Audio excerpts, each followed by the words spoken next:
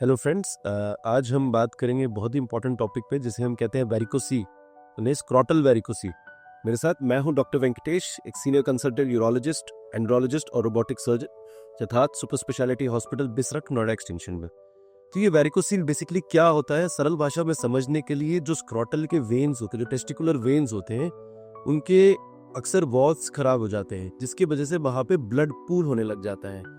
अगर आप ये नॉर्मल एनाटॉमी समझेंगे तो टेस्टिस जो होती है हमारी शरीर के बाहर होती है, क्योंकि उसका टेम्परेचर बॉडी से 1 या 2 डिग्री कम होना चाहिए ताकि टेस्टिस का टेम्परेचर कम रहे और हेल्दी स्पर्म्स प्रोड्यूस हो, और टेस्टोस्टेरोन प्रोड्यूस करता है।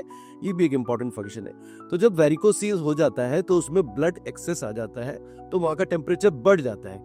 बढ़ने के कारण से वहां पे स्पर्म की क्वालिटी खराब हो जाती है, डीएनए जो होता है स्पर्म का उसको डैमेज होता है, ऑक्सीडेटिव स्ट्रेस हो जाता है। उसके अलावा टेस्टोस्टेरोन की मात्रा भी कम हो सकती है, और मोस्टली ये एडोलेसेंट्स में देखा जाता है। और कॉमन सिम्टम जो है वो है टेस्टिकुलर डिस्कम्फर्ट या testicular pain. Most common side जो होती है वो होती है लेफ्ट साइड, क्योंकि लेफ्ट साइड की जो टेस्टिकुलर वेन होती है वो लंबी होती है और वो रीनल वेन में ड्रेन करती है, और ग्रेविटी और वॉल्व खराब होने की वजह से वहां पे प्रेशर भी बढ़ जाता है। अब इसमें जानते हैं इलाज के बारे में।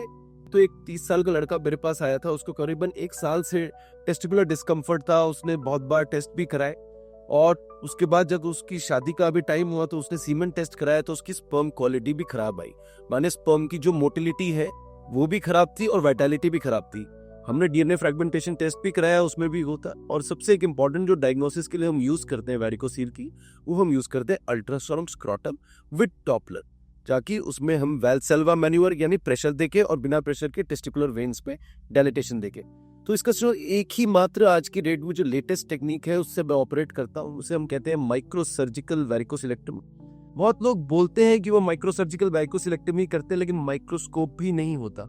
हमारे हॉस्पिटल में हमारे पास लेटेस्ट माइक्रोस्कोप है जिसमें कार्ल ज़ीस लेंस है विद सोनी मॉडिफिकेशन, और ये मैग्निफिकेशन इज 30-35x।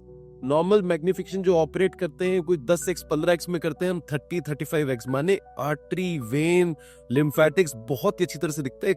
इसमें भी आपको दिखेगा वीडियो में जो मैं ऑपरेट कर रहा हूँ, उसमें आपको आर्टरी का पल्सेशन दिखेगा।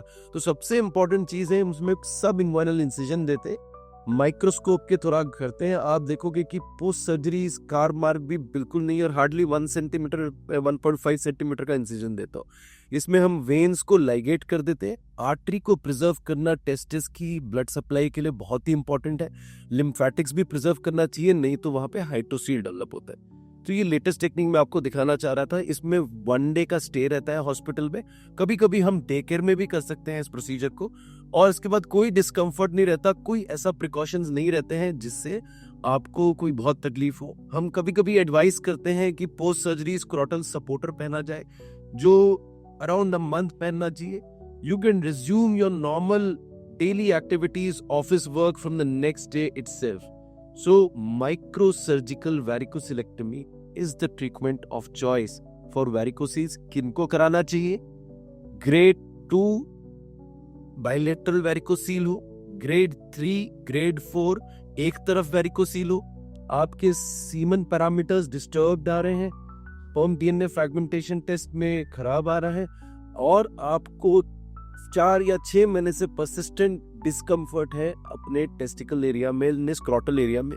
सो these are some of the common indications for operating microsurgical varicocelectomy. अगर आप पे कोई क्वेश्चंस है या डाउट्स है इस प्रोसीजर को लेके, तो आप कमेंट सेक्शन में लिखें। Me and my team will definitely try and answer that. Thank you.